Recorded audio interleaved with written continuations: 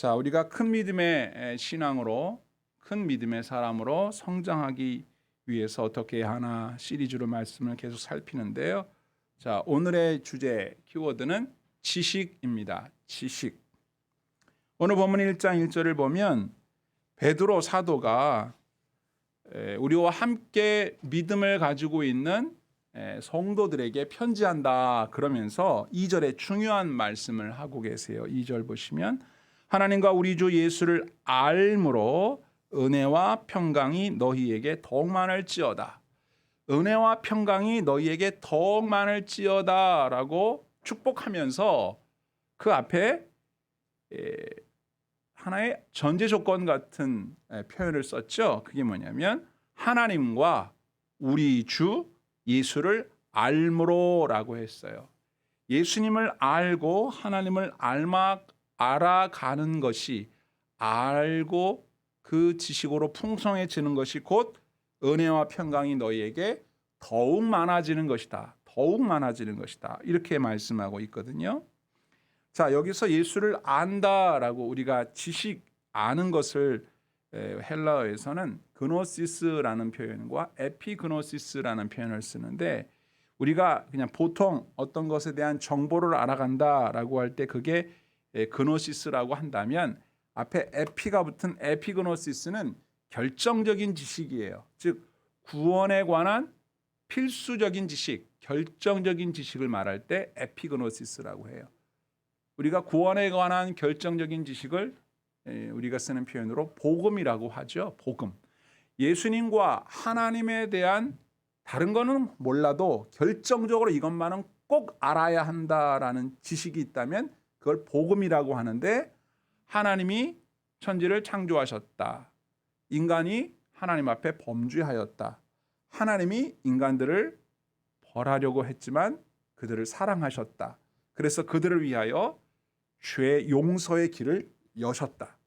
하나님이 아들 예수 그리스도를 보내셨다. 그가 우리를 대신하여 십자가에 죽으셨고 우리에 대한 하나님의 진노를 예수 그리스도의 십자가의 죽음으로 속량하셨다. 그래서 누구든지 영생을 얻기 위해서 예수 그리스도를 믿는다면 구원을 얻게 된다.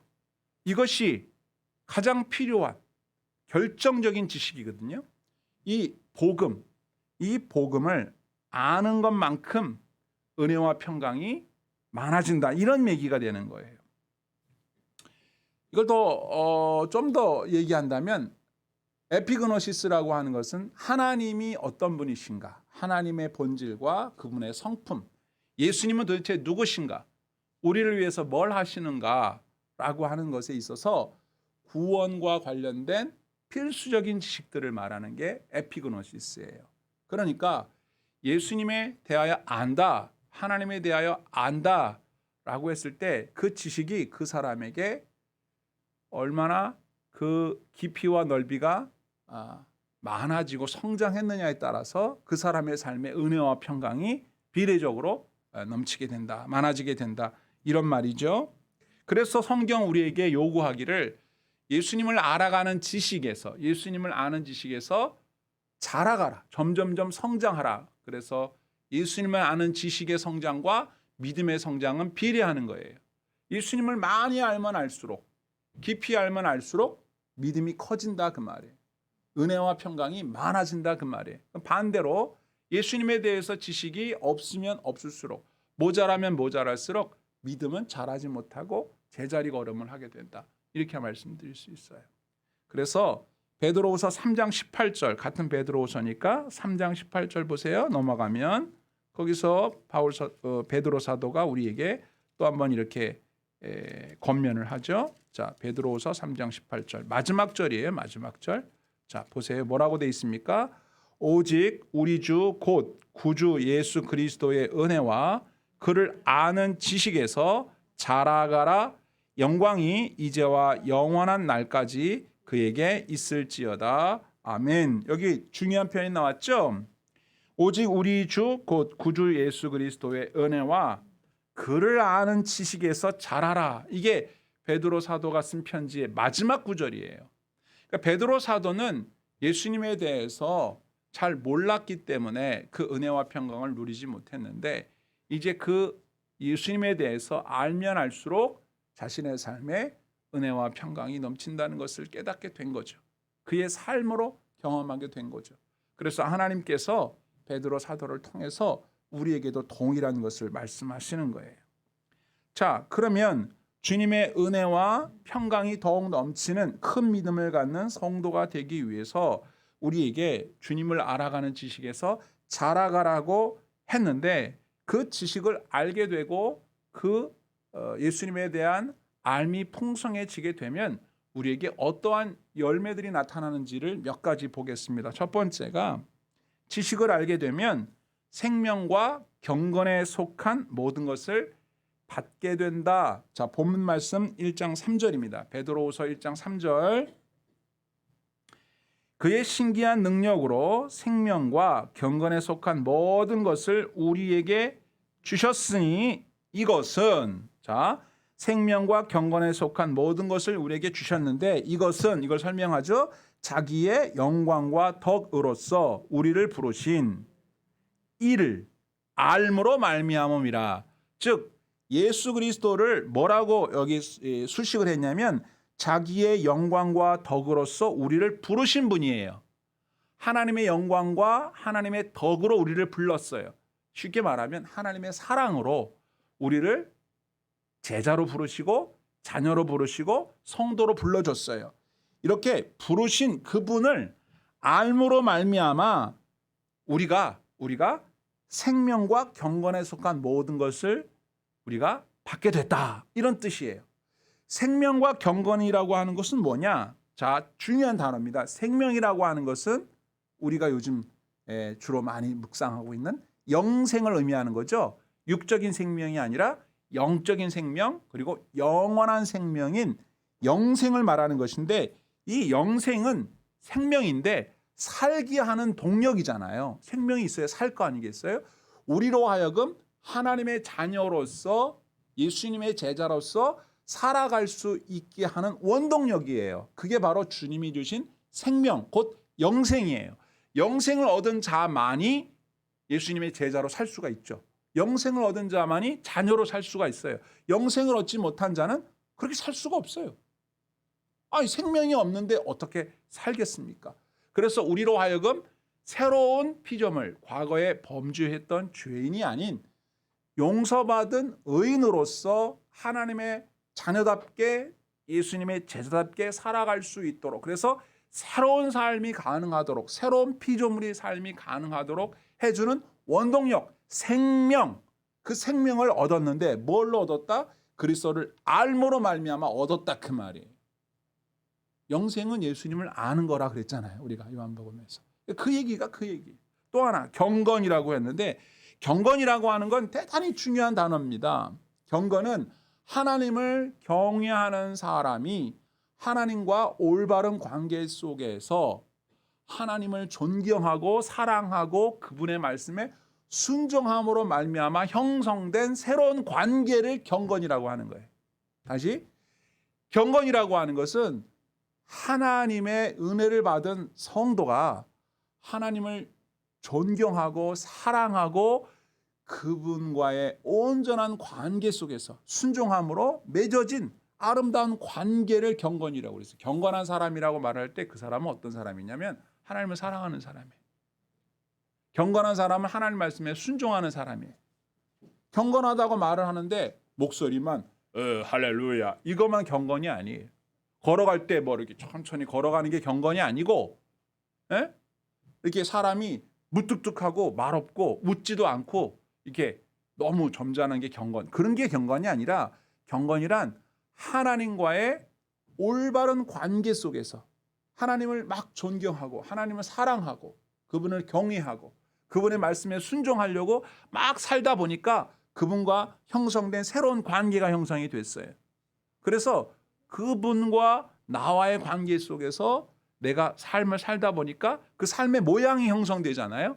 그게 어떤 것이 대부분이에요. 예배드리는 삶, 찬양하는 삶, 그죠? 기도하는 삶, 성경 읽고 성경 쓰고 성경 공부하고 이렇게 하는 삶들을 우리가 흔히 경건이다 이렇게 말하잖아요. 자, 그런데 교회도 나오고 예배도 드리고 성경도 읽고 이런 거 다 할 수 있어요.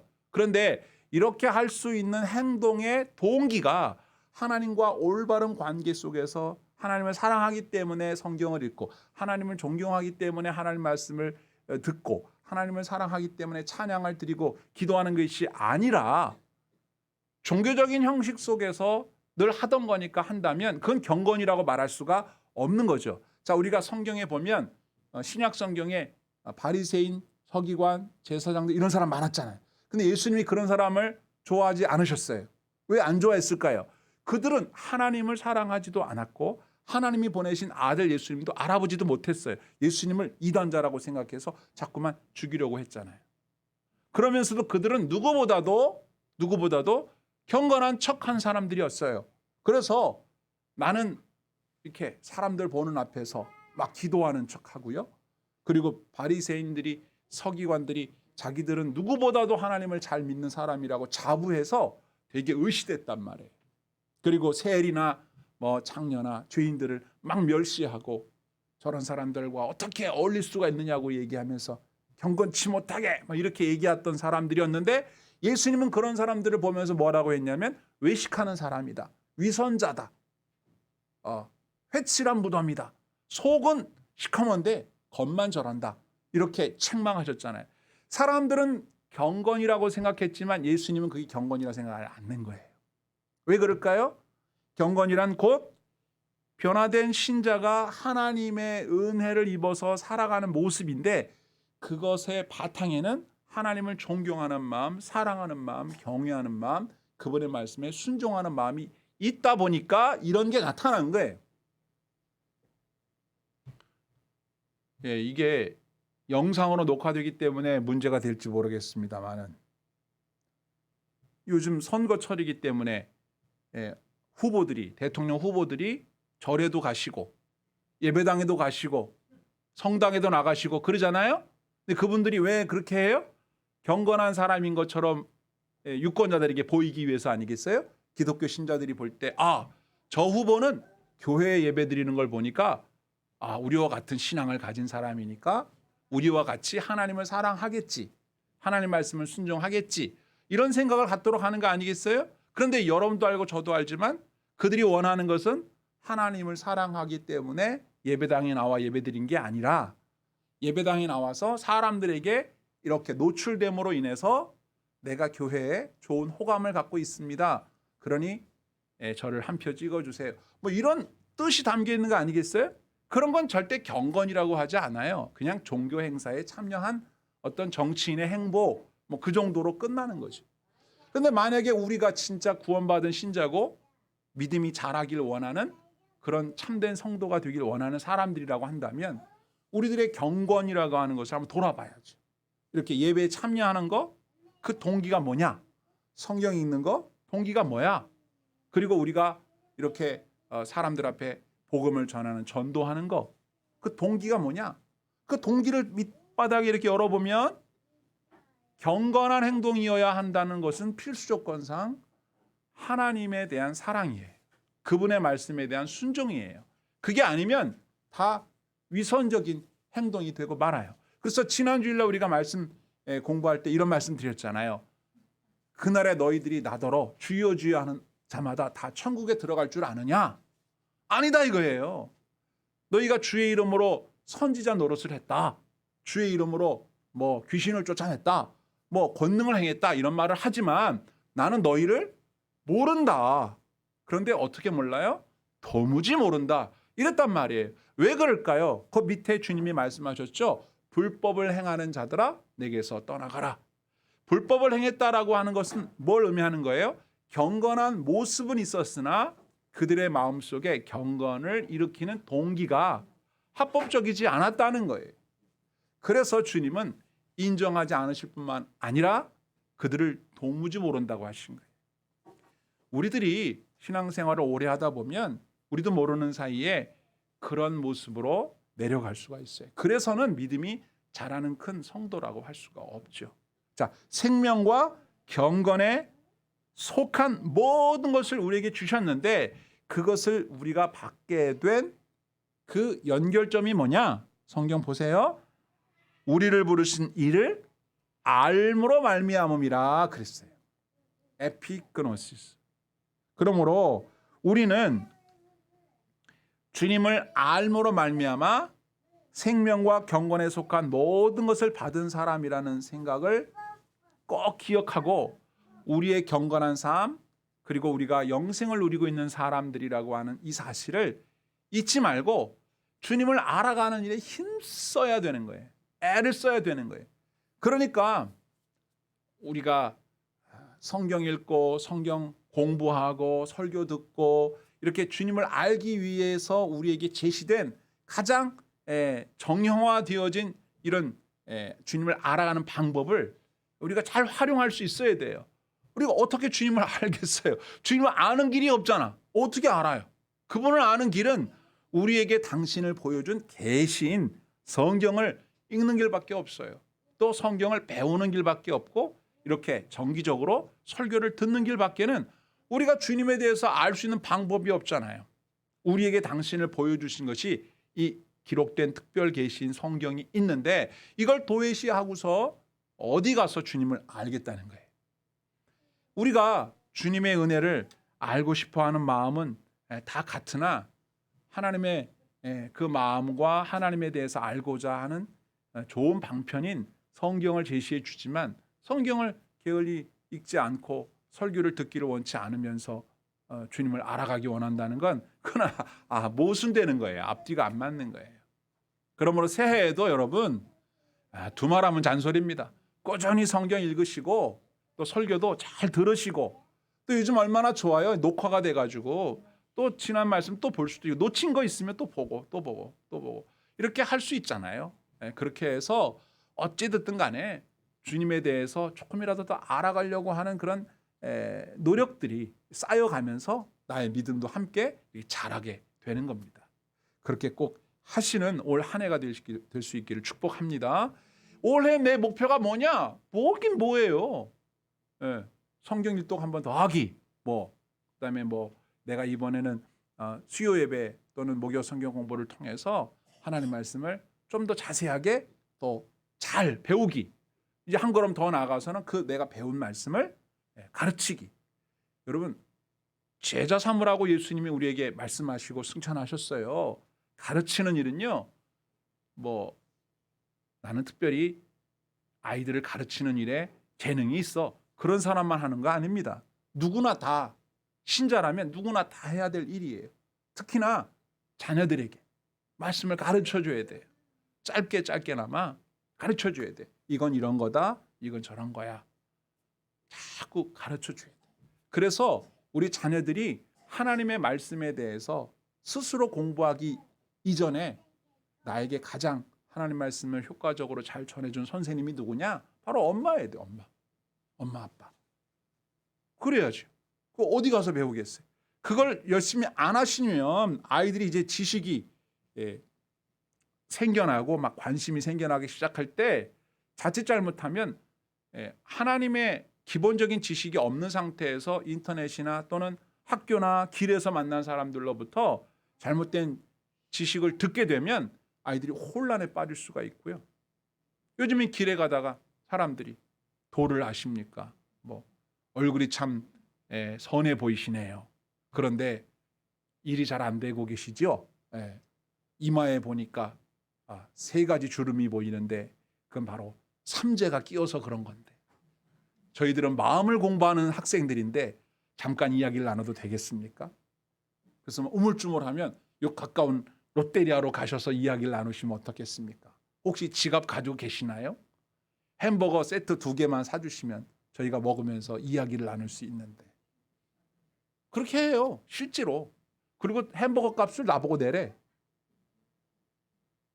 그리고 얼마나 이야기하면 됩니까? 그러면 길지 않아요. 4시간이면 됩니다. 이런 식으로. 그런데 희한하게도 희한한 건 이거예요. 이 다음에. 그거 듣고 앉았다는 거예요. 홀리는 거예요. 홀려요. 여러분 같으면 그런 얘기하는 사람이 다가오지도 않겠지만 여러분 얼굴을 딱 보면 다가오질 못해. 다가오면 여러분 뭐라고 답변하시겠어요?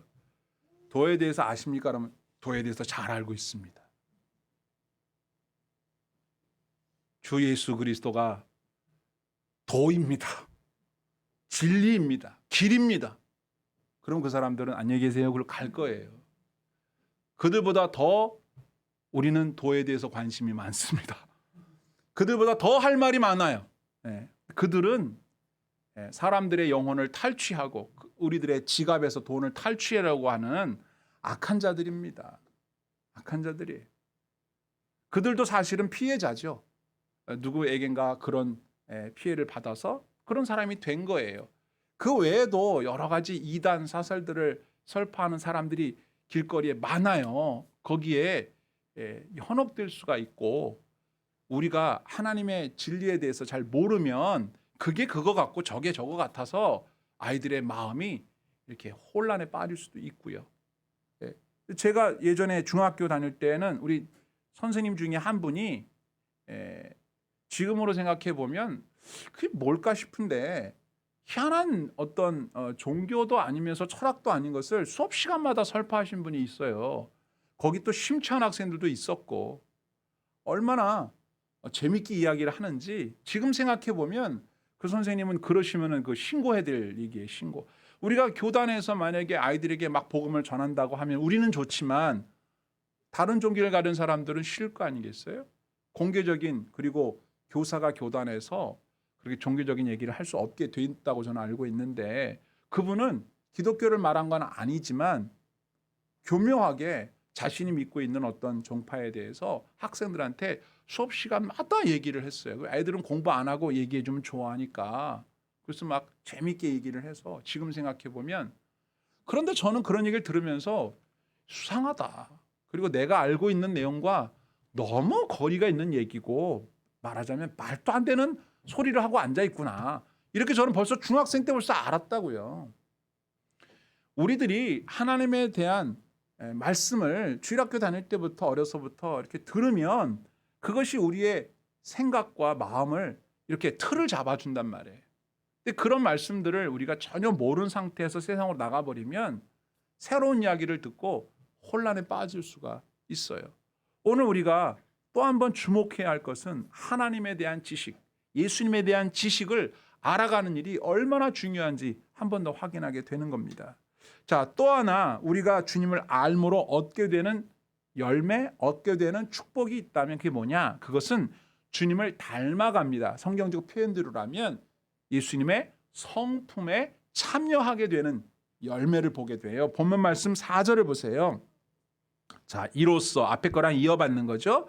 이로써 그 보배롭고 지극히 큰 약속을 우리에게 주사 이 약속으로 말미암아 너희가 정욕 때문에 세상에서 썩어질 것을 피하여 신성한 성품에 참여하는 자가 되게 하려 하셨느니라. 아멘. 이게 말이 좀 어렵지만 쉽게 얘기하면 우리로 하여금 세상에 썩어질 것, 즉 육신의 정욕을 따르는 사람들의 잘못된 습관에서 벗어나서 예수 그리스도의 신성한 성품에 참여하게 하시려고 우리를 구원해 내셨다. 그 말이에요. 우리가 구원받았다라고 하는 것은 죄에서 구원받았다라는 말이잖아요. 그런데 그 죄라고 하는 상태가 무슨 상태냐면 하나님의 말씀을 거역하는 상태, 그리고 하나님이 주인이시고 나는 그분의 피조물, 나는 그분의 자녀, 나는 그분의 제자, 그분과 함께 살아야 할 그분의 백성이라는 신분에서 벗어나서 내가 내 자신을 위하여 살고 내 자신의 욕망을 만족시키며 살아가야 한다라고 하는 자기 중심적인 자신을 믿는 이기적인 상태에 있다는 걸 의미해요. 그게 죄예요. 그래서 구원받은 사람은 죄인이 아니잖아요. 죄에서 구원받았으니까. 그럼 그 사람은 어떤 마음으로 어떤 성품으로 살게 되냐면 죄인의 성품이 아니라 의인의 성품으로 살아요. 죄인의 성품은 이기적이고 자기중심적이라면 신성한 성품, 의인의 성품은 하나님 중심적인 성품이고 하나님 중심적인 사고방식이에요. 그런데 하나님 중심적인 사고방식이 실제로 살면 어떻게 나타나냐면 이타주의로 나타나는 거예요. 이기주의가 아니라 이타주의로. 이웃과 가족과 형제와 친구들을 먼저 생각하는 사람으로 변화되어 버리는 거예요. 하나님을 정말로 사랑하는 사람은요, 이기적일 수가 없어요. 왜? 이기적인 삶의 모습은 예전에 과거에 허물과 죄로 죽었던, 영생을 몰랐던 죄인된 삶의 특징이거든요. 왜? 내가 제일 중요하고 내 자신을 위해 살아야 되고, 심지어 하나님마저도 내가 생각하는 것과 반대되면 버려버리는 게 죄거든요. 그런데 예수님을 믿고 하나님을 믿는다라고 하는 것은 그분이 우리를 창조하실 때 나는 나 자신을 위해서 사는 것이 아니라 하나님의 영광을 위해서 살도록 창조되었다는 것을 믿기 시작했다는 뜻이거든요. 그러니까 하나님의 영광이 나타나는 삶의 모습은 이기적인 모습이 아니에요. 이웃을 생각하고 가족을 생각하는 모습이란 말이에요. 예수님의 성품이라고 하는 건 다른 것이 아니에요. 하나님이 본래 사람에게 불어넣으셨던 하나님의 형상, 그 형상을 회복하는 거거든요. 그 형상이 회복된 사람은 어떻게 삶을 살게 되냐면 이웃과 더불어 평화하면서 사랑하면서 살아요. 이기적인 마음을 버리잖아요. 그러면 싸움이 일어나질 않아요. 왜 싸워요? 이기적이기 때문에 싸우는 거예요. 그런데 둘 중에 한쪽만 덜 이기적이어도 싸움이 안 나는데 둘이 다 이기적이니까 싸움이 나요. 어딜 가든지 그래요. 자동차 운전을 하면서 가도 한쪽만 이기적이면 그래도 굴러가요. 모두가 이기적이면 아주 엉망진창이 됩니다. 예. 그래서 법을 만들고 신호등을 만들어 놓은 거 아니겠어요? 그런데 신호등을 만들어 놔도 이기적인 사람은 그 신호를 자기중심적으로 해석을 합니다. 노란불이 켜지면 빨리 가라는 얘기예요? 서라는 얘기예요? 둘 다 맞아요. 빨리 가라는 말도 되고 서라는 말도 되는데 내가 바쁘면 빨리 가야 되는 신호가 되는 거죠. 내 중심으로. 그럼 저쪽에서도 노란불을 본단 말이에요. 그러면 서로 빨리 가다가 꽝 하는 거예요. 막 가는데 노란불이 켜져요. 그러면 곧 빨간불로 바뀔 거니까 서라는 얘기라 생각하는 사람은 여유 있게 서죠. 서요. 그런데 나는 서는데 뒷차가 빨리 가려다가 그냥 이렇게 쾅 하는 수도 있어요. 그리고 막 욕해요. 그 갔어야지 그거를 왜 서가지고 말이야. 충분히 갈 수 있었는데 왜 섰냐고. 그럼 나는 여유를 부렸는데 뒤에 있는 사람은 마음이 급했던지 쾅 하고 박을 수도 있다 이 말이에요. 반대로 생각하면 저도 그럴 때가 있어요. 좌회전 신호를 받아서 빨리 가야 되는데 앞차가 너무 천천히 가는 거야. 요즘에 그 뭐 30km, 50km 이거를 너무 잘 지키셔가지고 이 속도로 가면 분명히 신호가 끝날 것 같은데 좀 빨리 좀 갔으면 했는데 아니나 다를로 노란불로 딱 바뀌어요. 근데 이 사람 자기만 쏙 가고 내가 딱 걸리는 거야. 그럼 막 화가 나. 지도 걸리고 나도 걸렸으면 덜 화가 날 텐데 천천히 가다가 지는 노란불일 때 싹 좌회전 가버리고 나는 갈라 그럴 때 불이 딱 바뀐다는 거예요. 제가 뒤통수에 대고 카메라 없나 저거 확 찍어야 되는데 저거 좌회전 신호. 우리들은 자기중심적인 생각을 가지고 살아요. 거의 본성적으로 그러고 살아요. 모든 매사에 다 내 중심이야. 신호가 너무 길다. 여기는 왜 이렇게 신호가 길어? 좌회전 신호가 이렇게 안 와? 그러면 사거리에서 사람마다 다 각각 자기 입장만 생각하는 거예요. 좌회전 신호가 그렇게 짧아. 나 빨리 가야 되는데. 근데 저쪽에서는 좌회전 신호가 너무 길어. 내가 직진으로 가야 되는데. 서로가 상대방을 생각하면 어차피 신호라고 하는 거는 아마 정해진 그 시간이 있을 거예요. 일부러 더 뭐 좌회전은 더 길고 직진은 짧고 뭐 그거 잘 모르겠지만은 나는 언제나 좌회전만 하나요? 나도 직진할 때가 있을 거 아니에요. 이렇게 교통신호 하나만 놓고 보더라도 사람이 운전하면서 거칠어지고 막 성깔 부리게 되는 게 뭐냐면 내 중심적이니까 그래요. 그런데 예수를 믿고 신자가 되면 이게 줄어들다가 나중에는 없어져야 돼요. 그런데 예수를 믿어도 여전히 운전을 폭력적으로 하는 것 같다. 내가 볼 때 내 자신이. 못 믿겠으면 블랙박스를 한번 보세요. 뭐라고 녹음이 돼 있나. 막 녹음되잖아요. 내가 막 떠드는 소리가. 아, 내가 너무 내 중심적으로 운전을 했구나. 그러면요, 내가 주님을 알고 있는 이 믿음대로 안 살고 있는 거예요. 점점점 이기적인 마음이 줄어들고 이타적인 마음으로 바뀌게 된다. 여러분, 예수님을 알게 되잖아요. 그러면 우리 안에 우리의 욕망을 따라 살려고 하는 마음들이 줄어들어요. 그걸 성경은 정욕이라고 했어요. 정욕이라고 하는 것은 내 육신이 원하는 대로 해야만 속이 시원한 마음, 이렇게 표현하면 돼요. 예를 들면 이런 거죠. 아침에 우리 아이들 일어나기 막 싫어. 귀찮아. 그죠? 학교 가려면 막 일어나려면 막 괴롭잖아요. 그죠? 그게 정욕이에요. 그런데 그걸 이기는 방법은 뭐냐면 내가 빨리 일어나서 학교에 가야 돼. 또 내지는 빨리 일어나서 출근을 해야 돼. 나는 지금 밤에 뭔가를 하고 있는데 11시가 넘었어. 잠을 자야 되는데 자고 싶지가 않아. 뭔가를 빨리 해야 돼. 그런데 지금 안 자면 내일 아침 일어나기 힘들어. 이 마음이 정욕이에요. 내 육체가 뭔가를 원해. 그런데 분명히 내 마음은 알아.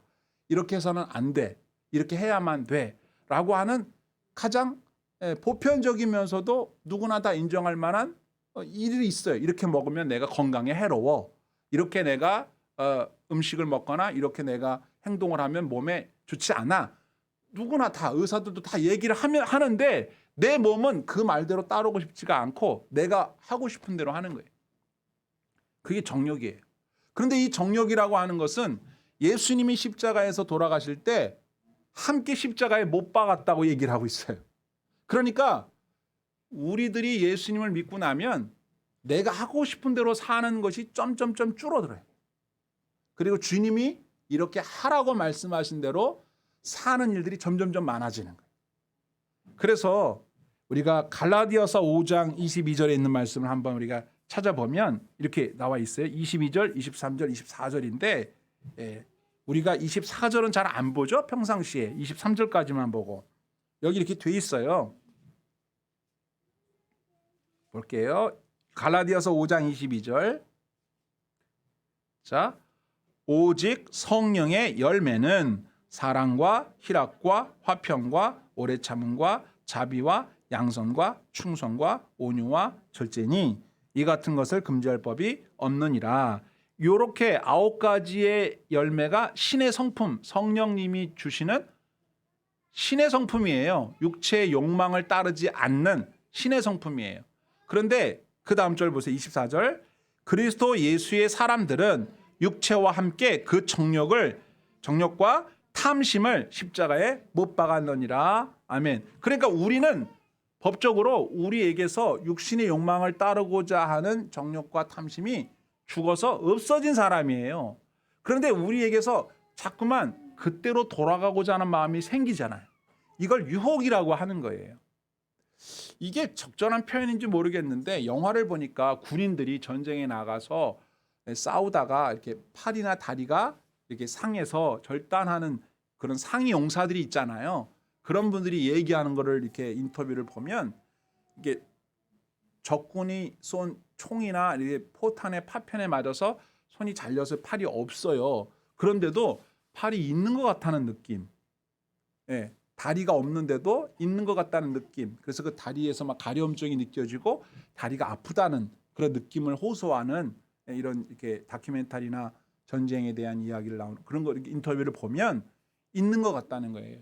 너무 가슴이 아프죠. 전쟁에서 손과 다리를 잃으신 분들의 이야기를 들을 때 그런 것처럼 우리는 이미 예수님의 십자가로 말미암아 육신의 정욕과 탐심이 다 사라져버린 사람들인데 자꾸 있는 것 같은 생각이 들어요. 자꾸만. 그래서 옛날로 자꾸 돌아가려고 한다는 거예요. 그래서 우리 가운데 신의 성품에 참여하기 위해서 우리들에게 요구되는 것이 있어요.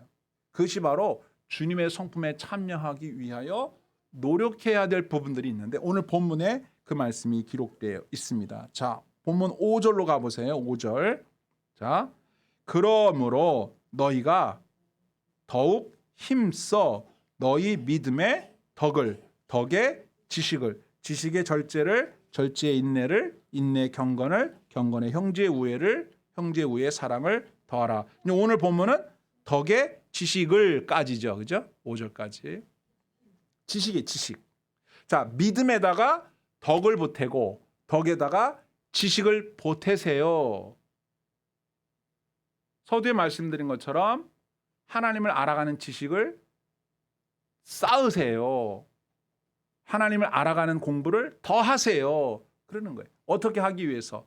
과거의 정욕을 우리가 십자가에 못 박아 버렸고 이제는 주님이 주신 성품대로 살아가야 할 사람들인데 자꾸 과거에 있었던 행동들을 자꾸만 생각해서 옛날로 돌아가려고 하는 마음이 생길 때마다 우리의 믿음에다 보태야 되는 거예요. 덕을 보태고 지식을 보태요. 이 덕이라고 하는 이 표현이 바로 주님께서 우리에게 보여주시는 주님의 성품의 한 모습이에요. 그러니까 성품과 지식을 더해라 그 말이죠. 예수님께서 우리에게 보여주신 성품을 우리가 떠올려 보면 어떤 모습이 기억날까? 예수님은 자신을 향해서 욕하고 모욕하는 사람들을 향하여 주님 저들을 용서해 주세요.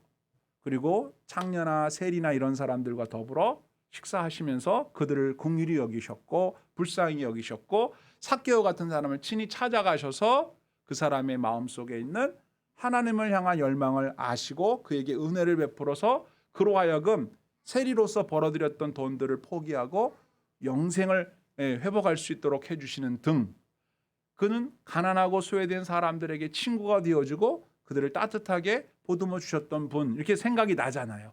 예수님 그러면 어떤 분이냐? 어린 양을 품에 안고 계시는 분, 잃어버린 양을 찾아내시는 분 이렇게 자기 자신보다는 제자들이나 사람들에게 사랑과 온정을 나누셨던 분 이렇게 기억나잖아요. 그러니까 그것이 우리들에게 기대하시는 모습인 거예요. 근데 그게 그냥 안 되잖아요. 자기의 이기적인 욕망을 가지고 있는 사람은 절대 그렇게 못 살아요.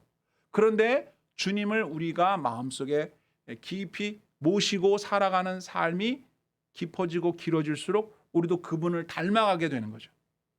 그래서 선한 사마리아인의 비유에 나와 있는 그 사람처럼 사마리아 사람이지만 길에서 강도 만난 사람에게 온정을 베풀어 준다든지 이기적인 사람들은 그렇게 못하죠. 내가 다른 사람들에게 내가 다른 건 다 참아도 억울한 건 못 참아. 이렇게 해서 조금이라도 손해보지 않으려고 하는 마음 때문에 날이 서서 날카롭게 살아가는 사람들이 있다고요. 그건 본성적인 거기 때문에 사실 뭐라고 욕하기도 뭐해요. 다 그러고 사니까. 그런데 우리가 하나님을 알아가면 알아갈수록 이게 그런 게 아니구나 하는 생각이 들면서 마음에 이렇게 빗장이 열리게 되는 거예요. 그래서 좀 더 여유 있는 사람이 돼요. 그게 내가 성품이 좋아져서 그런 게 아니라 주님의 성품 속으로 내가 이렇게 들어가는 거예요. 그분의 성품을 내가 배우게 되는 거고 그분의 성품이 내 안으로 들어오게 되는 거예요. 그래서 내 안에서 나한테서 발견할 수 없었던 이상한 게 발견되는 거예요. 그게 바로 신의 성품이 인간의 성품이 아니라 하나님의 성품, 신의 성품에 내가 참여하는 사람이 된 거예요. 나도 놀래고 주변 사람들이 놀래요. 너 왜 그래? 갑자기 왜 그래? 그러게 나도 이상해. 성령의 열매가 맺히니까 내 노력의 열매가 아니라 성령의 열매가 맺히니까 내가 사랑, 기쁨, 이 사랑이라고 하는 것도 우리가 생각하는 사랑은 다 이기적인 사랑이에요. 보통 사람들이 사랑 그러면 다 이기적인 거예요. 자기를 사랑해 달라는 거예요. 나를 존중해 달라는 거고 나한테 좋은 걸 달라는 게 사랑이잖아요. 그런데 주님이 말씀하는 사랑은 뭐예요? 가족이나 이웃에게 주라는 거잖아요. 사랑. 예수님께서 우리에게 보여준 사랑을 그대로 표현해 놓은 게 그 유명한 고린도전서 13장에 있는 사랑장 아니에요? 사랑은 언제나 뭐부터 시작해요? 오래 참고. 오래 참는다는 거는 이기적인 게 아니잖아요. 내가 사랑한다면 내가 참아야 돼. 내가 사랑받는다는 건 어떤 거예요? 저 사람들이 날 위해서 참아줘야 내가 사랑받는 느낌이 이 땅에서 말하는 이기적인 사랑이잖아요. 그렇잖아요. 근데 내가 사랑하고 있다는 것은 내가 누군가를 위해서 참고 있다는 거예요. 사랑하니까 참는다는 거예요. 반대잖아요. 반대. 내가 봐도 놀라는 거죠. 나한테 이런 모습이 있다니. 이거는 주님께서 내게 주신 은혜요 평강이라고 하는 거예요. 사람들은 말합니다. 사람 쉽게 변하지 않는다. 사람 고쳐 쓰는 거 아니다. 뭐 그런 말 합니다.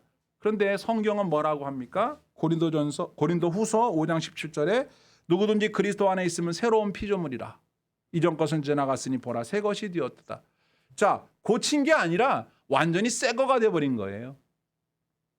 고칠 수가 없어. 너무 많이 망가져서. 그래서 아예 새 것으로 바꿔버렸어요. 우리 그리스도인은요. 고친 사람이 아니라 새로운 사람이 돼버린 거예요. 고친 거하고 새로운 거는 달라요. 새 거예요. 새 거. 중고가 아니라 새 거라고. 우리 신자는 예수님을 믿음으로 인해서 새 거가 된 거예요. 이렇게 술이 맡겨가지고 고쳐온 게 아니라 옛날 건 버려버리고 새 거를 얻은 거예요. 새 거를. 네. 우리가 나중에 부활의 몸을 입을 때에도 마찬가지입니다. 우리가 고장난 이 몸을 고쳐서 영생을 얻는 부활의 몸이 아니라 이거는 못 써. 버리고 새 거예요. 새 거. 이 나라 이 땅도 마찬가지예요. 하나님께서 주시는 천국은 고친 땅이 아니라 새 하늘과 새 땅이에요. 새 거예요. 새 거. 그러므로 우리들이 예수 믿고 난 뒤에 사람들이 우리를 볼 때마다 갑자기 믿자마자 확 변한 건 물론 아니지만 볼 때마다 달라지는 거예요. 5년 전에 봤을 때하고 10년 후에 봤을 때하고 야, 너 많이 달라졌다. 그러게 나도 모르겠어. 내가 많이 변했어. 심지어 어느 만큼 변하냐면 옛날에 내가 아니야. 믿어지지가 않아. 말이 안 돼. 네가 어떻게 이렇게 변할 수가 있냐? 변했다고 얘기하지 마. 새로워졌다고 그래. 새 거야, 새 거. 그러니까 내가 봐도 옛날에 나의 모습은 조금씩 사라지다가 나중에는 없어져 버리는 거죠. 이것은 어떻게 가능하다? 그리스도를 알므로 가능하다. 그래서 큰 믿음을 갖는 성도들은 특징이 있다면 그들에겐 주님을 알아가는 지식이 점점 자라고 있다. 계속되고 있다. 이렇게 말씀드릴 수가 있습니다. 자, 그러면 오늘도 우리에게 주님께서 말씀하시는 결론은 이겁니다.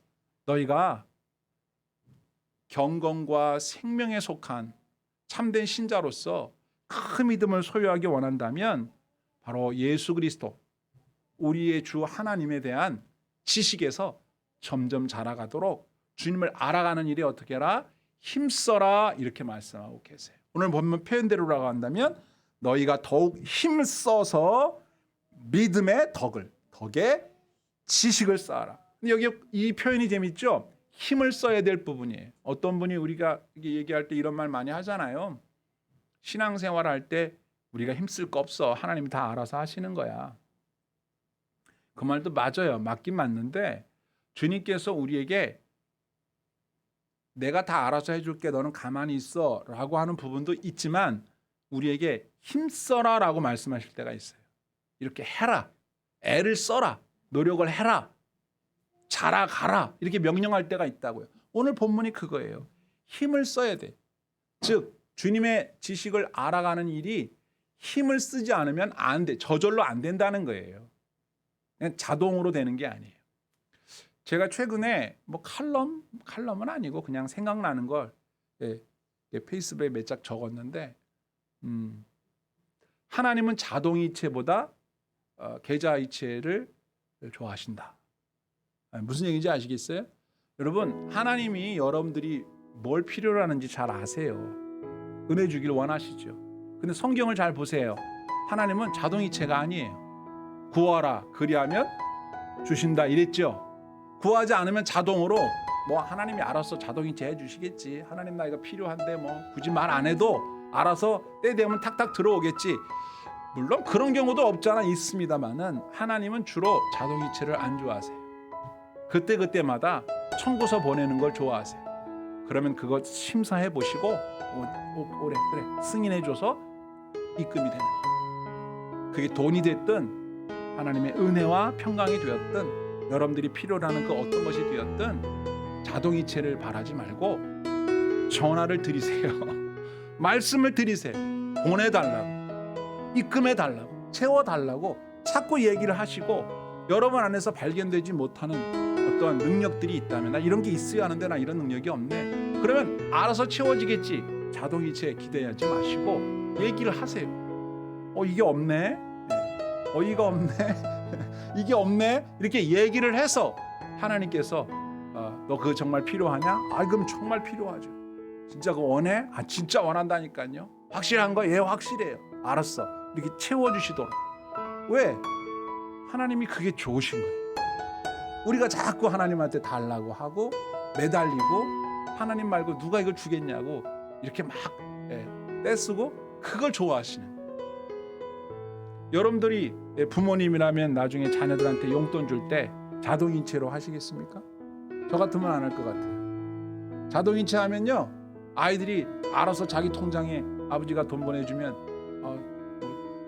뭐 신경 쓸 일이 없다 할지 모르지만 감사합니다 아버지 입금 확인했어요 이런 말 들을 수가 없잖아. 하나님은 그런 거 좋아하신다니까. 우리들의 성품이 주님의 성품을 닮아가려면 그분에게 구하셔야 돼. 나 예수님 닮기 원해요. 도와주세요. 주님 많이 알기 원해요. 가르쳐주세요. 열심히 해볼게요. 그럴 때 주님은 언니 알았다 기뻐하시면서 저와 여러분에게 그 은혜를 베풀어 주십니다.